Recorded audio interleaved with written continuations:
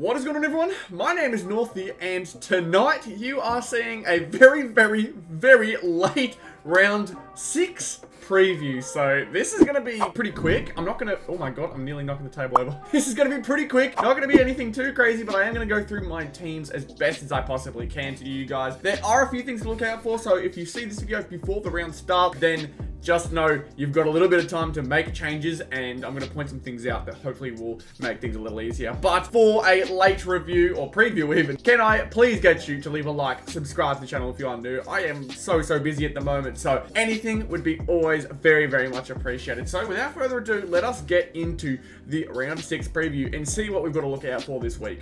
Alright, so here's the home page for the week, and of course we're going to start off with our tips. I'm not going to go through the results of our star powers and top team from last week too much, because we know last week was a bit strange, but we are going to have a look now. What is round 6 looking like this week? So this one is going to be the first one that I'm going through because it's 17th versus 18th. Unfortunately, this isn't the first time North has been here, so I just hope through 17 versus 18 experience, maybe we're going to take the win. All I can do is hope, man. All I can do is hope. So we're going with North there. It's probably the only time I'll go with them this year. West Coast versus the Dockers. Great win for West Coast last week, but I'm going to go Dockers. I feel like the Dockers should be able to take it out. Lions versus the Cats. This could be good. Lions on a couple of wins now, managing to pick up 2 they very much needed. And Geelong off of a pretty cruisy week against North. I'm going to go Brisbane, but Geelong definitely could take it. It's at the Gabba, so I'm going to say with that logic, Brisbane managed to take it. But I've been wrong many times with home field advantage this year. Sydney versus Gold Coast. Sydney have been surprisingly playing down to their usual standard to start the year off. I'm going to say Gold Coast take this. I think Gold Coast will take it. Sydney, they've won games they should have and lost some. Maybe that Richmond one was a little bit of a telling one that they're not as good as we all think they are, but they've still got a lot of talent on that team, and it's good to see them playing again this weekend. Collingwood v Port Adelaide. Collingwood versus Port. I'm going to go Port. I think they have what it takes to beat them. I've gone with 2 away. I've gone with 3 away teams, technically. I mean, I guess Freo isn't really an away team in this situation, but with most of them, I've gone the away team, so this is very rare for what I do. Adelaide versus Essendon. Oh, this one could be very tough. Carlton, they beat last week, Adelaide, so that's a very good sign. That's something I didn't expect. Oh, and I'm gonna pick Adelaide again, although Essendon is just so tough to gauge this season. I really do not know what to think. St Kilda versus the Dogs. Both of these teams have had disappointments at some point this season. I'm gonna go St Kilda though, because the Dogs have a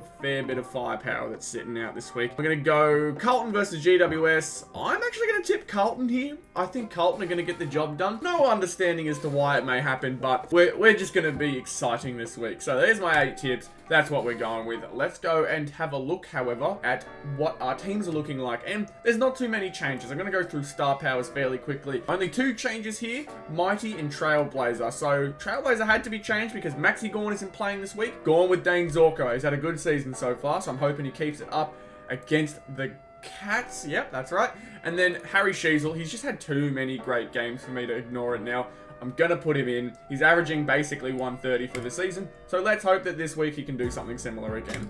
Come on, Sheasel. I need something big from you. We go to Ultra, though. And again, only change is the Trailblazer section, because we do not have Max Gawn available, so that's another change we've made. And then everyone else we can keep using and use our double points for. So let's hope it continues to do well for us. They've been fairly consistent in getting me some high top tier scores, so I'm hoping we can do it again. Look at Ultra here. Yeah, we're still getting top tier scores.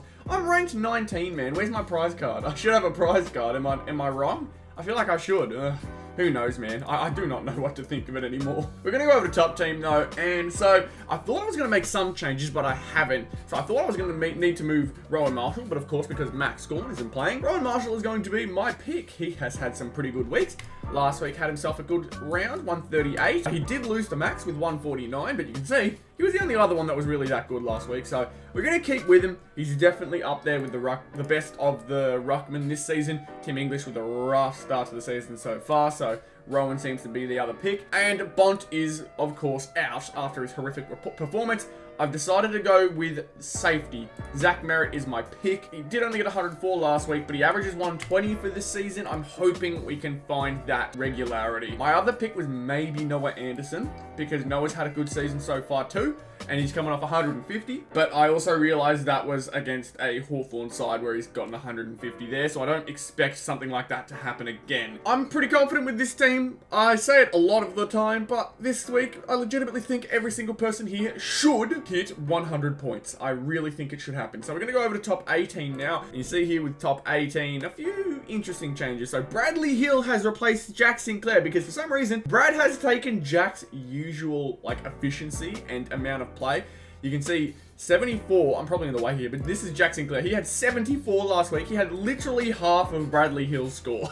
That's very unexpected this season, but maybe it just means we need to make that change. So Brad's in. We've kept McGrath in, and then everyone else as well is the same. So 5 of the same, and then just switched out a St Kilda player for the back line. Little interesting to see so many Saints here. You can see we've got 4. So we go to the midfield. Ruckers St Kilda, and then 2 St Kilda midfielders. I've got a lot of faith in this St Kilda midfield this week, apparently, man. We've got an Isaiah Wanganeen-Miller. He is getting another shot at getting some points. And Jack Steele, who has been surprisingly really, really good so far this year. Averaging 121. He's back to form. Back to his prime Jack Steele form. Great to see. Caleb Sarong, I'm just kind of holding out that he has himself a good game again. He's started off the season really hot, but maybe 2 or 3 games now he's been in that 90 to 80 range. I need that to pick up. And Zach Merritt has also remained one of the most consistent players this year, so we're chucking him in too. Honestly, Josh Dunkley is one that I may change out now because I am feeling very confident with our high average players this week. You can see last week they were fairly up there. Just Sarong was the only one that really wasn't. Everyone else was fairly high up there. So I'm going to go with the top 5 average players outside of Sammy, who's only played the 1 game, but we'll see how he goes this weekend. I may put Sammy Walsh in. And then our forwards, it basically is always a toss-up. I've got a lot of tools in for my liking this week. Cameron, Curnow, and Danaher. This could be where it all falls down. Shea Bolton has had times where he's completely let me down, but as of late, he's been getting 100 plus fairly regularly, so I'm hoping he does it again. Brian Myers, only the 86 last week. I don't think he was needed all that much, to be honest, but honestly, 86 is not bad for forwards. Heaney, he's been the best forward so far of the season, so we're going to keep him in. He wasn't in last week, but we've chucked him in as he's off his bye week. And Joey Danaher, who's had some pretty good games this season, had 2 goals in his last game, been on a fine stretch of form, so we're going to test our luck with him.